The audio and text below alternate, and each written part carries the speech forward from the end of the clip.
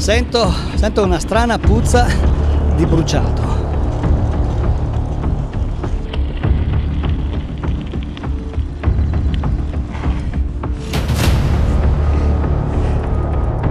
In questi casi la prima cosa da fare è spegnere tutto, se si riesce a rimuovere la batteria e allontanarsi dalla bici. Ma cosa può essere successo alla mia e-bike?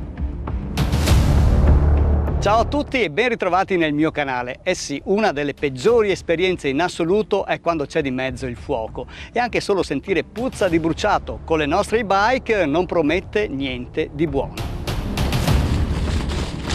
Il pensiero va subito alla batteria, a qualche cortocircuito che può aver compromesso il motore, i cablaggi, insomma qualcosa di serio. Qualche settimana fa, mentre facevo il mio consueto giro di routine con l'e-bike sui colli, ho notato dapprima un malfunzionamento generale del motore.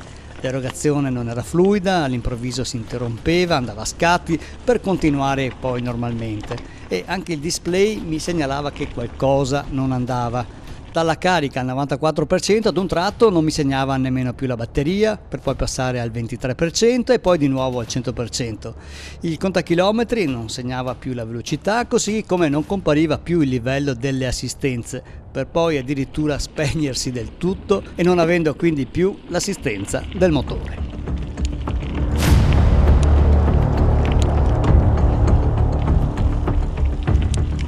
Ed è a quel punto che ho sentito nettamente puzza di bruciato.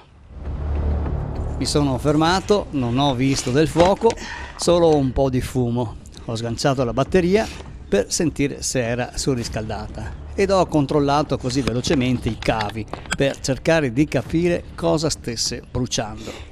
Certamente si tratta di elettricità, ma da dove?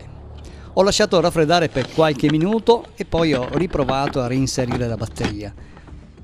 Ho riacceso l'e-bike e tutto sembrava a posto, con la batteria nuovamente al 100%, ma dopo qualche istante ancora 0 e nuovamente puzza di bruciato.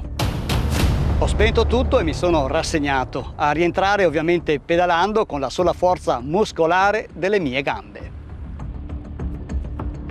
Per strada ho telefonato subito ad un rivenditore di e-bike e così su due piedi mi ha sentenziato che certamente c'è da sostituire la batteria che è andata in corto.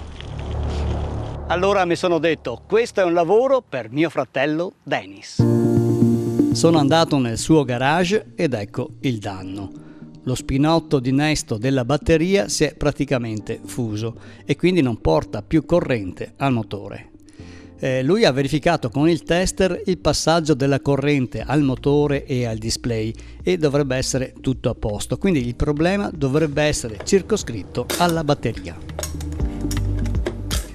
Ma cosa può essere successo? Come spesso capita, non è colpa del mezzo, ma di chi lo utilizza in maniera sbagliata e questa volta è stata una mia disattenzione.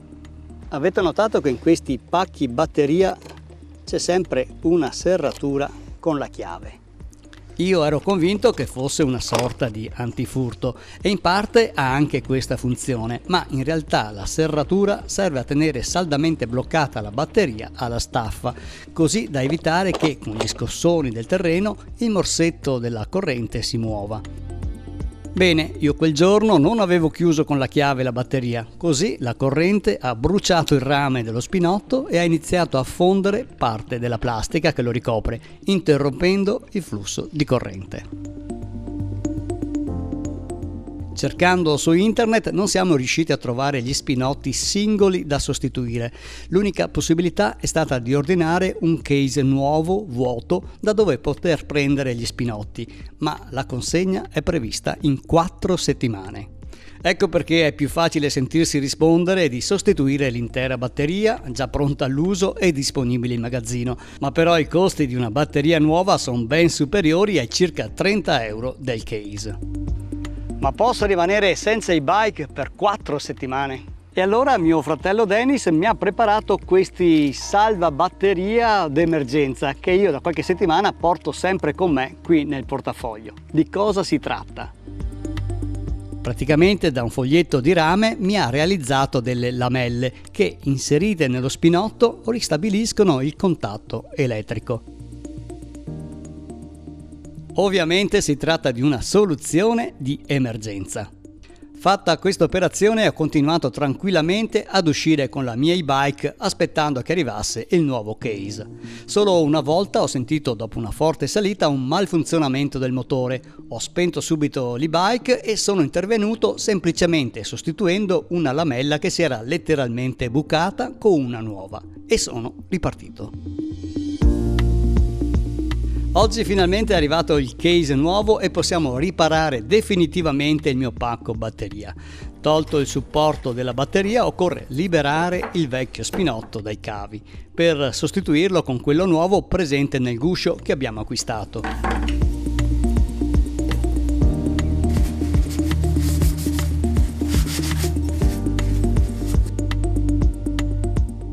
Bisogna fare ben attenzione a rispettare le polarità e si procede alla saldatura dei cavi.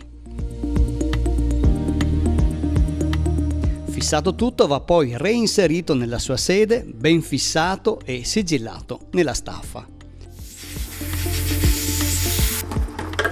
Passiamo quindi al pacco batteria. Qui bisogna fare molta più attenzione, soprattutto nell'aprire il guscio di plastica. Bisogna liberare i cavi dalla presa USB e fare attenzione anche a quelli che connettono l'interruttore principale. Ci vuole un po' di pazienza per liberarlo completamente dalla sua sede. Conviene anche qui segnare bene le polarità prima di procedere alla saldatura del nuovo pezzo.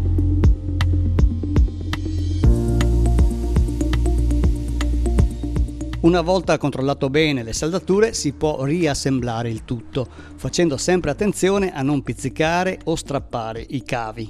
Ora non ci resta che rimontare e fissare bene la staffa sul telaio e infine inserire la batteria. Ed ora la prova del 9. Bene, direi.